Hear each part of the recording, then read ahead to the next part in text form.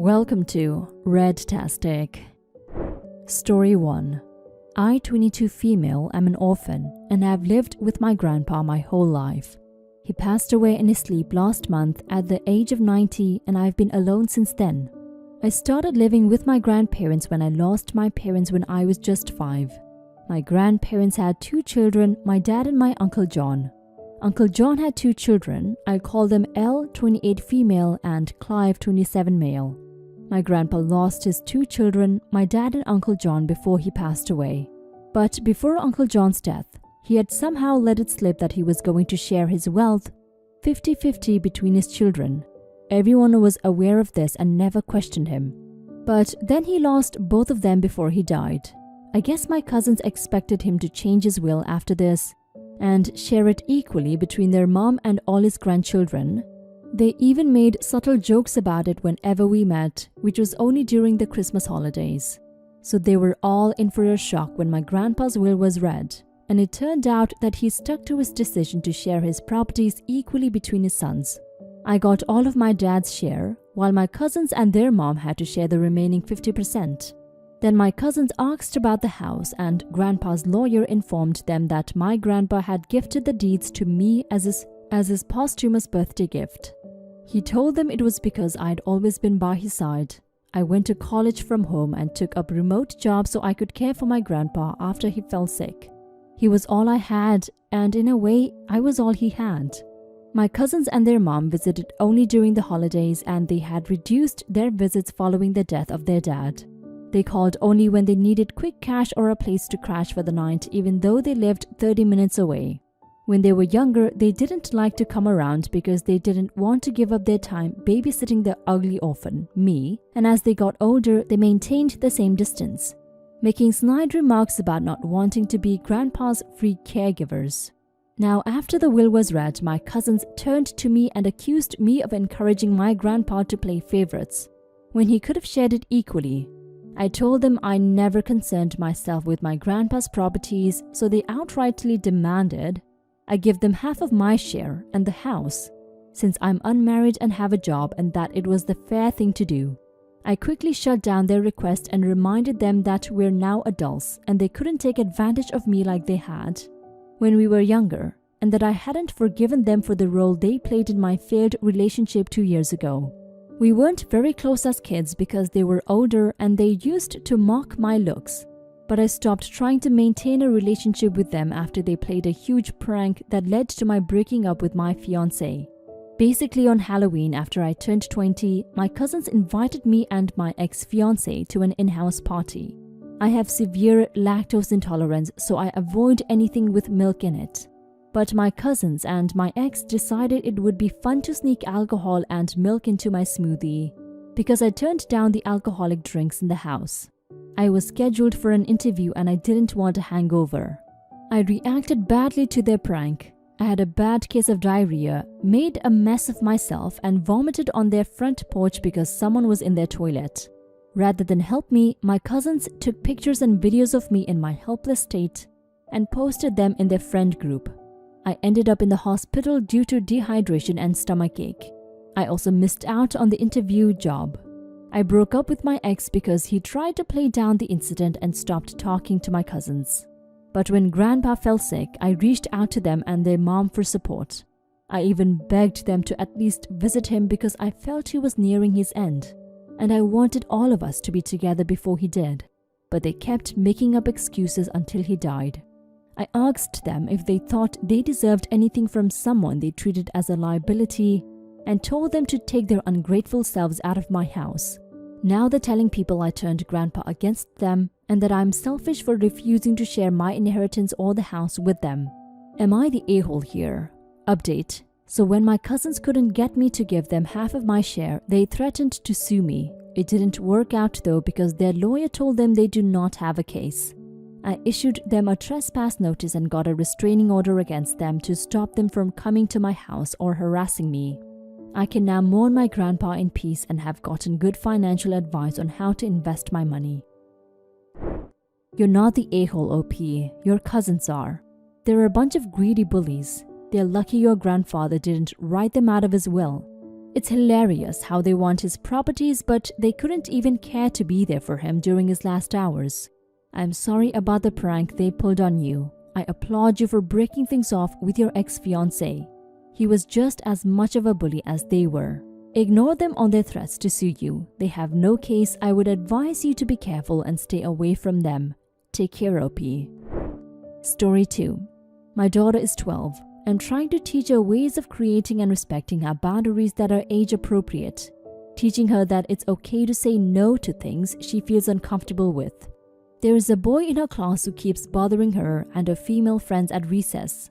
I've encouraged her to go to me or her teacher when this happens. My daughter told me a few days ago that in class, the teacher had asked the kids to form groups of about 4 or 5.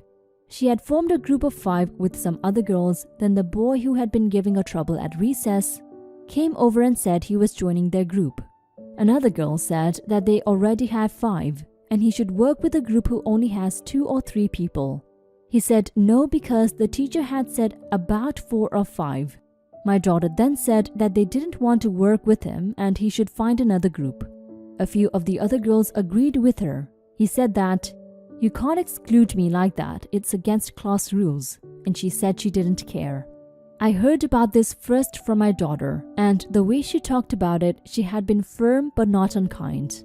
But then I got an email from her teacher saying she wanted to call. She said there had been an incident at school where my daughter had excluded another child, and that wasn't allowed in her class, and she wanted me to have a talk with her about it. Her telling of events was the same as my daughter's. I felt proud of my daughter for her honesty. I sent her an email saying, "Dear Mrs. Teacher, I'm sorry, but that is not a lesson I feel comfortable teaching my daughter. She is at the age where she is already having to deal with unwanted attention, and I'm making a point to teach her that she does not have to be around anyone who makes her uncomfortable, and that a young lady is able to choose to spend time with people who make her feel respected. I understand you already are aware that boy has been behaving in ways that she feels uncomfortable with at recess from our prior conversations. I think it is a very dangerous lesson to teach a girl she has to include and be kind to everyone, instead of teaching her to be aware of when someone is not respecting her no and stepping out of the situation.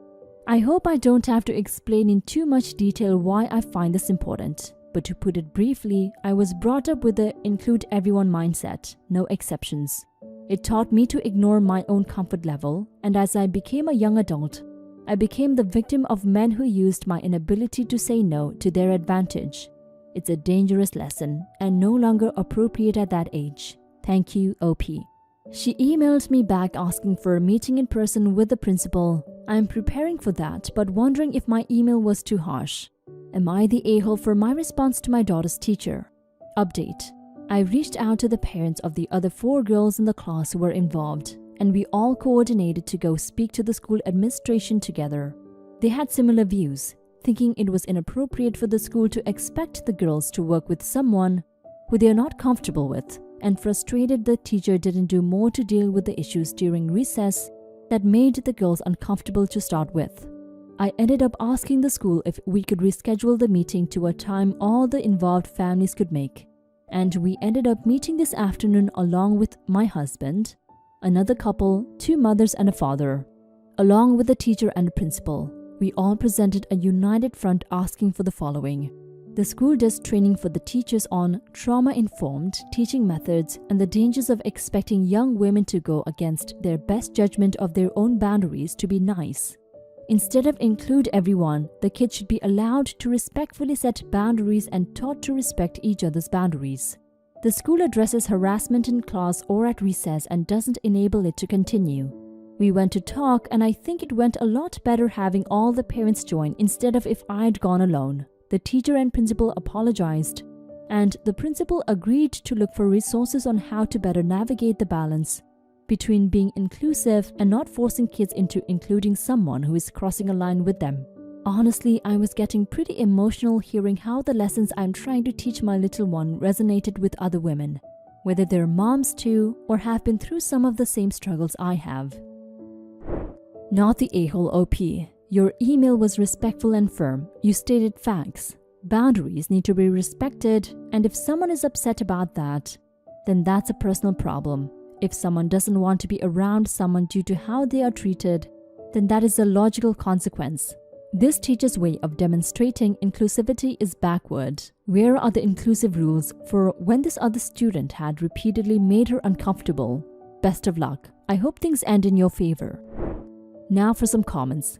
You could point out that the boy didn't need to join their group as there were other incomplete groups. He wanted to join that one that was already complete for the sole reason that your daughter was in the group. Ask them when and, more importantly, why his want to be near your daughter superseded your daughter's need to feel safe from his unwanted advances and harassment. Not the a-hole. Not the a-hole. Amazing job, Mom. Your email is spot on and not at all too harsh. I would go harsher, honestly. The teacher is not respecting your daughter's and other girls' very valid discomfort. That is really concerning to me. I would definitely recommend copying this brilliant script from Liza Baby to use in your meeting. Just for your information, there is a possibility that the principal will be on the teacher's side and they are so wrong. Not the a-hole. You're protecting your daughter. For too long, girls and women were taught not to make waves and to put up with bad behavior. Does Me Too ring any bells? Your daughter has the right to stand up for herself and not be made to put up with people who make her feel uncomfortable, hurt her, etc. If teacher knows what boy is doing and is doing nothing to stop him, I would report teacher and possibly boy. Story 3. I, 19 female, live in a tiny 3-bedroom apartment with 2 other girls, both 20. In October 2018, one of my roommates, we will call her Kayla, reported me to the manager of our apartment complex for having my boyfriend at the time sleep over almost every single night.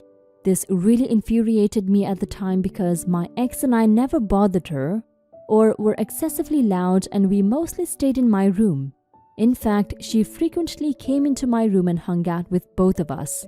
Kayla and I were really good friends and personally I would never do something like that to one of my friends. Upon talking to management, I learned that I was violating the lease by having a guest stay so many consecutive nights, and the fine for that was $500.